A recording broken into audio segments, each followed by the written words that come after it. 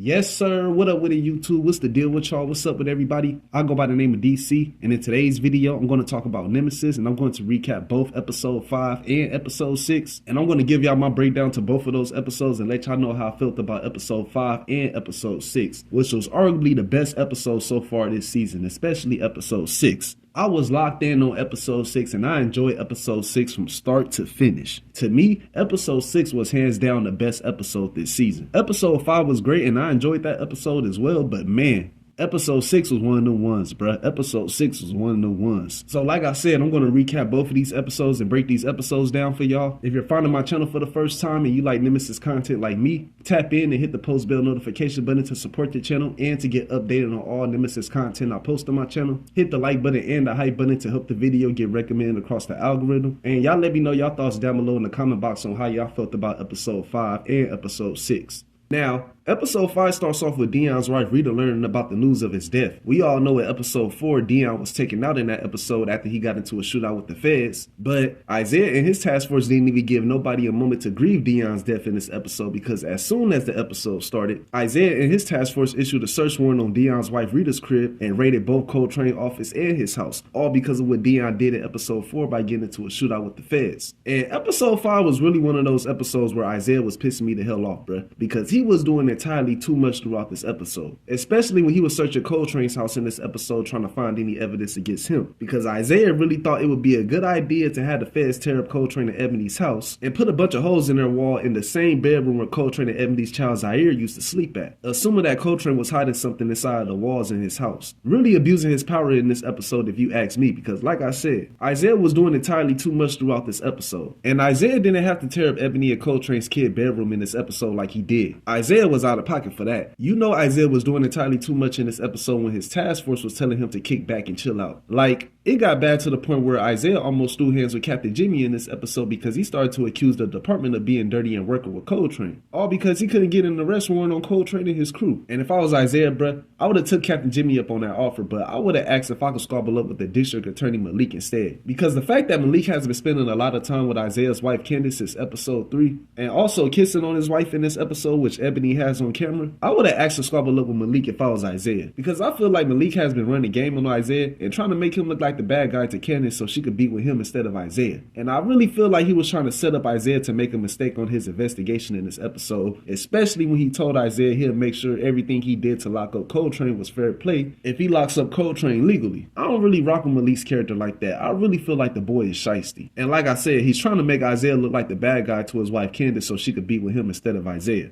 That's just my opinion, goddammit. So, after this conversation Isaiah had with Malik about protecting Isaiah if he locks up Coltrane legally, Isaiah went and made up a story to Mark about hearing about Coltrane and his crew putting out a hit on Mark's CI, knowing that Mark was going to warn his CI about the hit that Coltrane and his crew put out on the CI. And right after that, Isaiah had his new trainee Berkeley follow Mark to the meeting between him and his CI in this episode, who turned out to be Candace's boss Andre. And Mark warned Andre about this hit that Coltrane and his crew put out on Andre during this meetup between the both of them. And while Mark was meeting up with Andre to warn him about Coltrane and his crew putting out a hit on Andre, Choi ended up following Andre to this meeting between him and Mark after Coltrane tasked both Choi and Story in episode 4 with getting a drop on Andre so they could take him out. Putting 2 and 2 together and realized that Andre has been working with the feds and played a role in Dion's death. So Brinkley went back and told Isaiah about Andre being Mark's CI, and Brinkley instantly realized that Andre's family had something to do with kidnapping another rival's cartel daughter in episode 1. Because back in episode 1, Isaiah rescued a little girl that was kidnapped by Andre's family, and the girl that he rescued is the daughter of Miguel Alvarez, who has a rivalry between Andre and his family. And since Isaiah saved Miguel's daughter in episode 1, Miguel promised to look out for Isaiah later on in the future if he's ever in need of a favor. And Isaiah definitely took advantage of this favor that Miguel owed him, because he cashed in on this favor in this episode and used Miguel to find out where Andre was hiding out at so he could catch Coltrane and his crew in the act while they're trying to take out Andre. But it ended up costing him a whole lot, which is something that I'm going to talk about later on in the video when I get to the episode 6 recap. Now, with Coltrane being pissed off about what Isaiah and his task force did in this episode by destroying his house and seizing all of his assets, Coltrane went and broke into Isaiah's house in this episode to try to find any intel on Isaiah that he could use to take him down, but was almost caught by Isaiah's son Noah when he overheard Noah outside having a conversation with Nightmare about what Isaiah did to Nightmare in this episode by cutting him off. Because Isaiah pulled up on Nightmare to make amends with him and apologized for what he did to him in episode 2 by kicking him out of his house on Thanksgiving dinner, expressing to Nightmare that the case he's been working on, far as him chasing Coltrane and his crew, is the reason why he he's been neglecting his family the way he's have. But when Isaiah forced his way into Nightmare's house, Isaiah saw Nowhere there at Nightmare's house kicking it with Nightmare and his homeboy smoking weed, pissing off Isaiah to the point where he instantly upped up pole on Nightmare homeboys and kicked everybody out of the house, bruh. Snatching chains off of people's necks and stuff. Like, your boy Isaiah really had me cracking the hell up in this scene, bruh. He was really on some police stuff in this scene, but I get it, that's his son and I understand where he was coming from, but him up and pole on Nightmare's homeboy was definitely some police stuff. He ain't had to do that, bruh. Isaiah was really on one in this episode, and like I said, episode 5 was really one of those episodes where Isaiah was pissing me the hell off. So with Coltrane overhearing this conversation between Noah and Nightmare and realizing that Nightmare is Isaiah's father after he saw a photo with Isaiah, Nightmare, and Noah together, and since Nightmare is in need of money now after Isaiah told him he wasn't going to pay his bills anymore, Coltrane decided to recruit Nightmare as the 4th person to be a part of Coltrane and his crew revenge mission to kill Andre, which was easy for Nightmare to accept because apparently Coltrane and Strode did time in Lancaster with Nightmare, which is something that we learned about in episode 4. But what Nightmare didn't know, he was only being used as a pawn to get framed from the murder of Andre as a way for Coltrane to get back at Isaiah. So Coltrane and his crew found Andre in this episode at his hideout and took him out instantly on the spot, avenging Dion's death and getting that get back for your boy Dion. And Andre was trying to talk his way out of this situation by telling Coltrane and his crew that he'll give them $16 million, but it still wasn't enough to talk them out of killing him. And Coltrane had that boy Strode turn his TV off, pinning Andre murder on Nightmare since his fingerprints was on the murder weapon that Strode used to kill Andre with, and took the $16 million from Andre that he was trying to give to Coltrane and his crew right afterwards. Now, as Coltrane and his crew were leaving Andre's hideout, Strode saw both Detective Harper and Detective Viggs in traffic ironically parked right next to Coltrane and his crew, as Isaiah and his task force were heading towards Andre's hideout as well to try to catch Coltrane and his crew. And instead of your boy Strode just ignoring Detective Viggs and Detective Harper and acting like they didn't exist because they technically was in the clear, this fool thought it would be a good idea to shoot at both Detective Harper and Detective Viggs, acting dumb just like his goddamn nephew Dion crashing out at the end of episode 5, right before Coltrane and his crew was about to get away with the $16 million that they stole from Andre. Now, episode 6 starts off with one crazy ass shootout taking place between Coltrane and his crew and the feds. And this shootout scene was probably one of the best scenes in this show. I gotta give credit to Courtney Kipp and her team because they went crazy in this scene, bruh. This shootout scene reminded me of the shootout scene that took place in the Bad Boys 2 movie between Miami PD and the Haitians. This shootout scene was lit. This was a phenomenal scene from start to finish. That boy Strode might have been a dumbass in my opinion for crashing out at the end of episode 5 and shooting at both Detective Harper and Detective Viggs, but at least that helped playing a role in episode 6 kicking off like the way it did because like I said, man, this shootout scene was fire. And them picking up exactly right where they left off at the end of episode 5 and transitioning to episode 6 like the way they did was phenomenal, goddammit. That shit was phenomenal. But during the shootout that was taking place between Coltrane and his crew and the feds, Isaiah saw that Nightmare was rolling with Coltrane and his crew, and instead of Isaiah shooting Nightmare when he had the opportunity to do it, and vice versa on Nightmare's part because they both really had the opportunity to take one another out if they really wanted to, Nightmare ends up shooting Isaiah's trainee Brinkley, upsetting Isaiah to the point where he emptied out a whole shotgun clip on Strode and shot him, and arrested both Strode and Choi as both Nightmare and Coltrane got away with some assistance from Charlie's LAPD contact, who we found out to be Detective Harper. Now, as the dust settled from the shootout between the feds and Coltrane and his crew, Captain Jimmy wanted answers about what happened that caused the shootout to take place between Isaiah and his task force and Coltrane and his crew, and Isaiah told Captain Jimmy that he got a tip about Coltrane and his crew, and as soon as Captain Jimmy heard this nigga Coltrane name, bro, he got pissed the hell off and cussed Isaiah the hell out. He didn't even say the whole word Coltrane. He heard Cole and instantly cussed Isaiah out. Because as usual, Isaiah couldn't 100% confirm if Coltrane was a part of the shootout or not because he was wearing the face mask. And Jimmy wanted to know who gave Isaiah this information about Coltrane and his crew going after Andre, and Isaiah couldn't tell Captain Jimmy where he got this lead from because Isaiah didn't get the lead on Coltrane legally, and he sought help from Miguel Alvarez in episode 5 with finding out where Andre was hiding out at. And since Isaiah didn't want to give up that information, Captain Jimmy placed Isaiah on administrative lead and suspended Isaiah, taking away his gun and his badge. And Isaiah getting suspended didn't stop him from doing any cop work in this episode because his main focus was trying to find Nightmare before the feds or Coltrane got to him first. So Isaiah reached out to Ika and asked for his help with trying to find Nightmare before he leaves town to head for Mexico. And at first,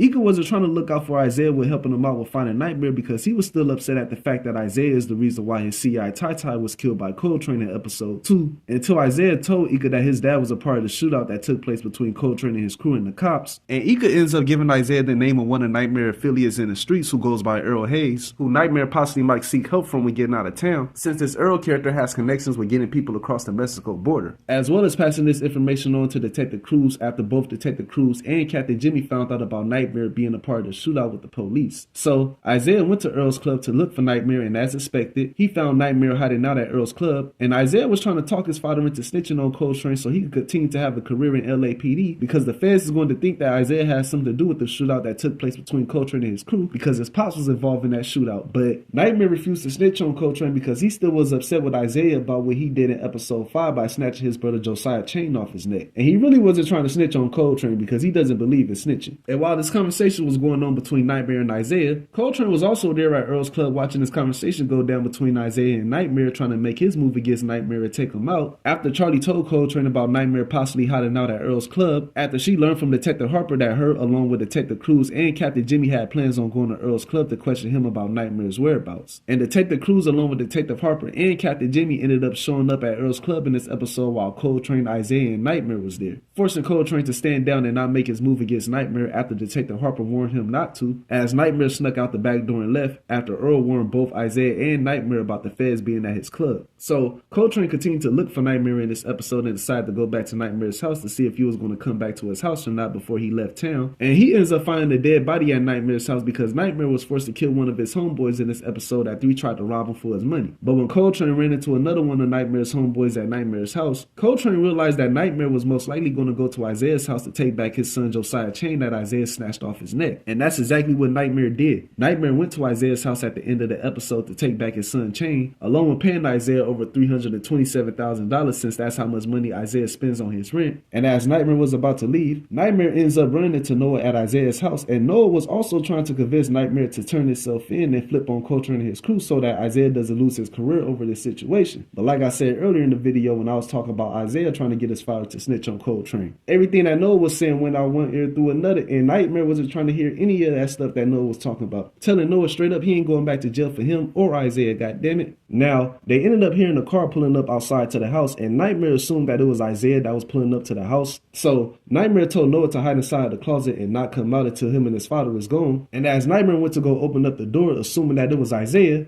Nightmare opened up the door and saw that Coltrane was outside instead of Isaiah, ending off the episode with Coltrane finally getting a drop on Nightmare and his whereabouts. But other than that, I ain't got too much else to say about these episodes. Like I said earlier in the video, both of these episodes was phenomenal. I ain't got nothing bad to say about both of these episodes, and that's just that. But stay on the lookout for the episode 7 and episode 8 recap. I will be dropping a recap to both of those episodes soon. If you made it to the end of this video and you like the video that I uploaded and created, tap in and hit the post bell notification button to support the channel and to get updated on all content I post on my channel. Hit the like button and the hype button to help the video get recommended across the algorithm. And leave your thoughts and opinions down below in the comment box. I'm gonna chop it up with y'all later. Y'all take care. Y'all be safe. God bless. And I'll see y'all next time.